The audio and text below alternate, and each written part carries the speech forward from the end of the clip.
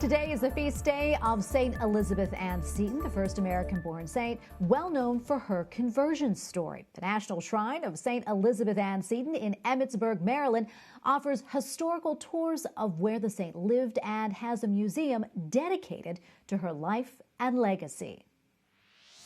And joining us now is Rob Judge, Executive Director of the National Shrine of St. Elizabeth Ann Seton. Rob, welcome back. Great to see you. For those who may not be so familiar, let's talk a little bit more about St. Elizabeth Ann Seton, the first American-born saint, and also talk about her conversion story. Absolutely. So thank you, Tracy, for having me on, and happy feast day. So St. Elizabeth Ann Seton, first native-born American saint, and as we like to say, one of the most relatable saints, right? So she's extraordinary because of her response in grace to the circumstances of her life, but her very ordinary circumstances of her life make her very relatable to people. She had joys and sorrows. She was born in 1774. Her mother died at a very young age. So she had a lot of sorrow early on in her life, but then she found love with her husband, married Will. They had 5 children. She was very well-to-do at first. Of course, she lost that money, and then Will lost his health. And as he did that, she made arrangements for him to convalesce in Italy. They took a voyage over to Loreto, and she was quarantined there, which I find fascinating, given that many of us are finding ourselves in quarantine today. Ultimately, Will passed away, and it was on that trip that she was introduced through friends to the Catholic faith. And what really led her into the church ultimately was our belief in the real presence. When she realized that Christ was present, body, blood, soul, and divinity in the Eucharist, that drew her into the church. And of course, as we know, she paid a price for that. There were a lot of anti-Catholic sentiments at the time. It cost her a lot of friendships, but obviously it ultimately led her into heaven. As we know, you work at the National Shrine to Mother Seton in Emmitsburg, Maryland. Can you talk a little bit about how the shrine is celebrating her feast day? Yes, earlier today, the shrine had a mass for Elizabeth Seton's feast day that was broadcast live on EWTN. That was kind of the highlight of our day sacramentally. Also today and then tomorrow, we're doing virtual tours of the Stone House and the White House, which are the 2 homes in Emmitsburg that visitors can tour.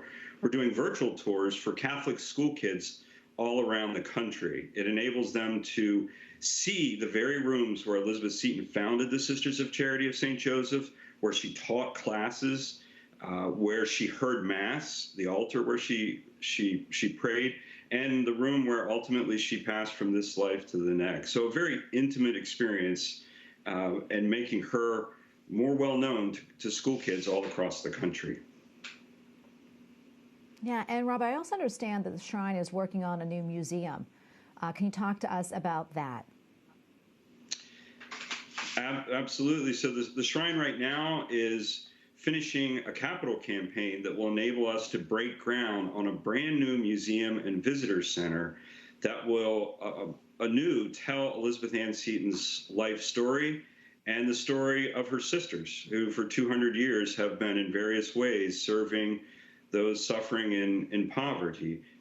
Well, that's so exciting. I can't wait to see it. I'm sure everyone else is excited to see it as well. I want to go back to some of the things that you mentioned about St. Elizabeth Ann Seton, and how relatable she is. And let's talk about how she's still relevant today. So, yes, absolutely. I think, there's so many ways that people connect with her. One of the ways, quite frankly, is moms connect with her.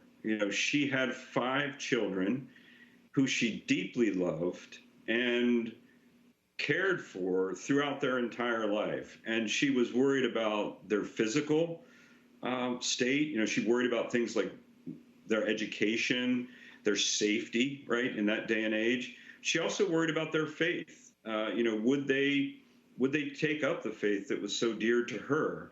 That's just, I think, one lens that makes her relatable.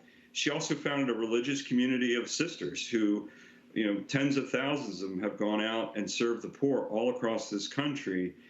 And so I think from a vocation standpoint, people identify with her, not just in the married state, but in the religious life. And we all know how much we need religious life and vocations in the church today. So I think that's another way that people relate to Elizabeth Seton. Yeah, for sure. And before I let you go, Rob, one of the things I want to talk about is how she's a source of inspiration and hope in our daily lives. One of the things I did this morning was look at some of her famous quotes, and they really are an inspiration to me. What else can you add to that? Well, I think Elizabeth Seton had a lot of hardships. She lost her mother, as I said, at an early age. She lost her husband. She lost 2 of her children during her lifetime. So she saw a lot of suffering. And yet one of her quotes was "look up." She always had a perspective on eternity. As a matter of fact, she would write the word eternity at the top of her correspondence. She put a little cross in front and behind the word. So I think the fact that whether joys or sorrows come in our life, if we're focused on eternity, that God loves us, He has a plan for us, and we're not made for this world, we're made for the next. Elizabeth Seton is a huge witness and testimony to that, and she's up there rooting for us today as a friend from heaven. Thank you for all that you do, Rob Judge, Executive Director of the National Shrine of St. Elizabeth Ann Seton. Thank you again, Rob. Thanks, Tracy.